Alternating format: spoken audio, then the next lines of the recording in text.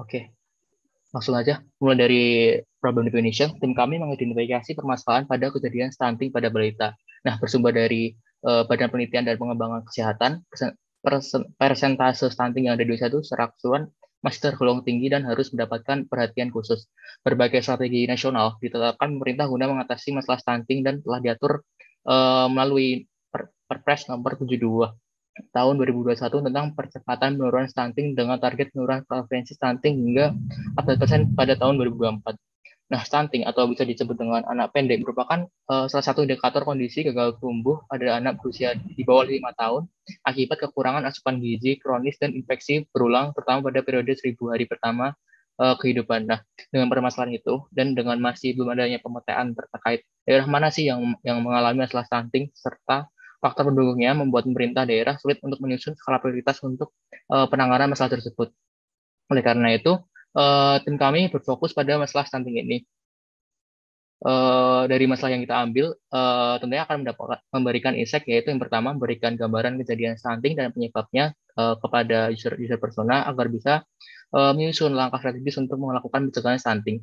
Lalu yang kedua memberikan informasi kepada persona terkait kabupaten kota dan penyebabnya yang harus diprioritaskan dalam hal pencegahan stunting. Yang terakhir memberikan informasi penyebab utama kejadian stunting di setiap wilayah kabupaten kota di Provinsi Jawa Barat. Selanjutnya terkait user persona, tentang siapa sih yang kira-kira bisa menggunakan dashboard ini. Kami membagi menjadi 4. Yang pertama, gubernur provinsi. Nah, gubernur ini akan melihat nih sebaran-sebarannya dan membantu menyusun, memonitoring, dan mengevaluasi dan membuat decision making kebijakan.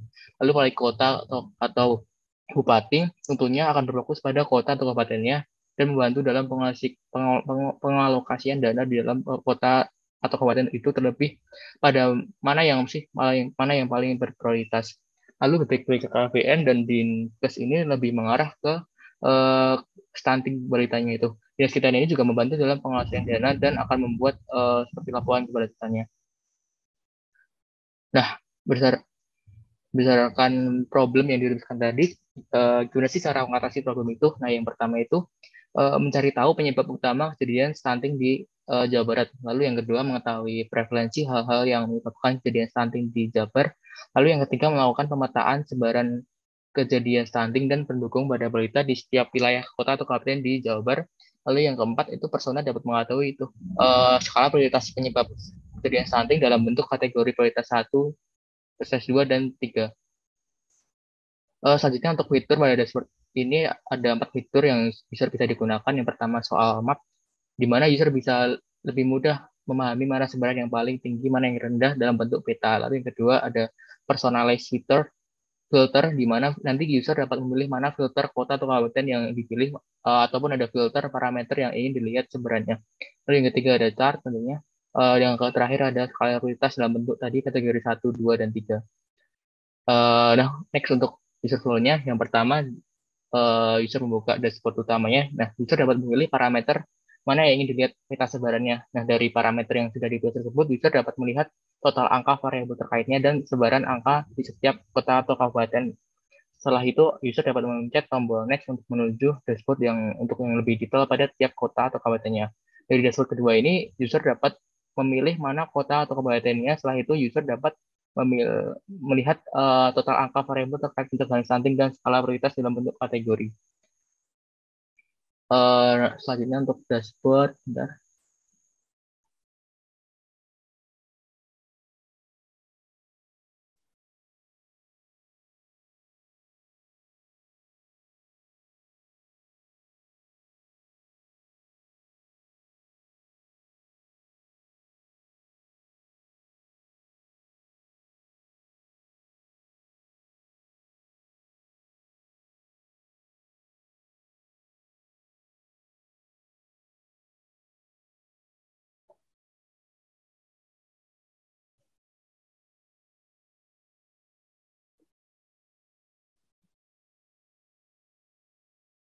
Sudah terlihat ya? Oke, dashboard tim kami berjudul Jabar Stunting dan ada slogannya Anak Sehat Jabar Juara dan Indonesia Maju. Tahun data kami adalah tahun 2020 karena dia yang paling lengkap dan kita menggunakan data dari Open Data Jabar itu menggunakan eh, yang balita dan gizi, lalu kita sempurnakan di data profil kesehatan Jawa Barat di web Dinkes. Lalu yang dari pertama ini kita dapat melihat peta sebaran dari parameter yang bisa kita pilih. Yang pertama ini ada jumlah berita stunting dengan warna, jika semakin gelap maka akan semakin banyak. Lalu kita bisa dapat memilih parameternya. Di sini kita tidak hanya parameter tentang stunting aja, kita juga menambahkan eh, parameter untuk data pendukung seperti ini, jumlah penduduk, desa kelurahan, dan lain-lain itu sebagai data, misalkan jika user persona membutuhkan itu. Lalu di bawah ini juga ada prevalensi stunting, wasting, underweight dengan persentase dari jumlah stunting tersebut dibagi dengan balita yang telah diukur. Dan ini di sini ada total kejadian seluruh di kota di Provinsi Jabar. Lalu di bawah ini ada kategori prioritasnya. Di sini di tooltipnya juga ditampilkan kalau di bawah 20% itu rendah, untuk 20 sampai 29 medium, lalu lebih dari 30 maka kategori tinggi. Untuk di busting juga berbeda-beda, dan ini menurut dari WHO langsung. Apa sih itu stunting, busting, underweight? Itu stunting itu anak yang eh, pendek, lalu busting adalah anak yang berat badan rendah, lalu yang underweight ini gizi buruk. Di sini kita bisa melihat, untuk misalkan kita mau lihat kematian balita.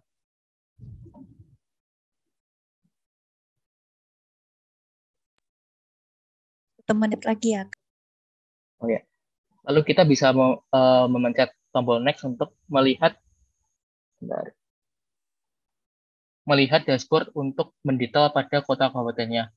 Yang pertama kita bisa memilih kabupaten kota mana yang kita ingin lihat, lalu yang ini seperti yang tadi ada prevalensi stunting, busting, dan underweight, di mana ini langsung ke kota atau kabupaten tersebut. Jadi misalnya ini 11% ini dari Kabupaten Bandung. Seperti yang tadi, ini juga masih sama tooltipnya untuk mengetahui kategori ini tuh, misal prioritas 3 itu di bawah 20 itu rendah, ini masih sama kayak tadi. Lalu yang ke bawah ini adalah indikator penyebab dari stunting tersebut.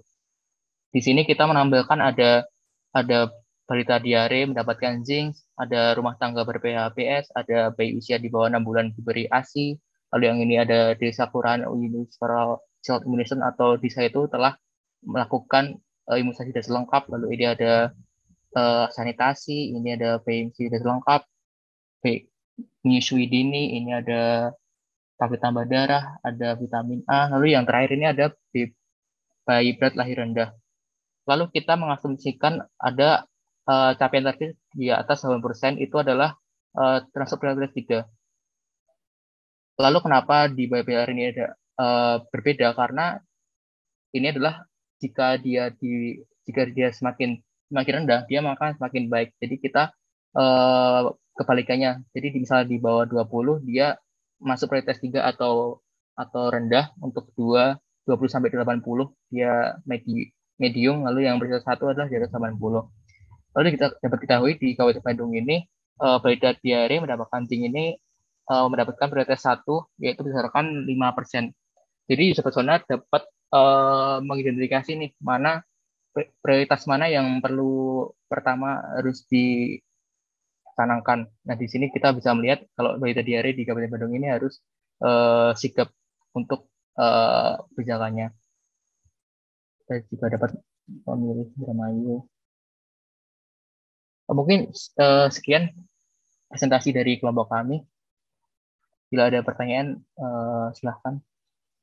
Ya, silakan Kak yang lain. Kalau misalnya ada pertanyaan mungkin. Oke, jika tidak ada, kita bisa lanjut. Kita kasih applause dulu ke kelompok Ki.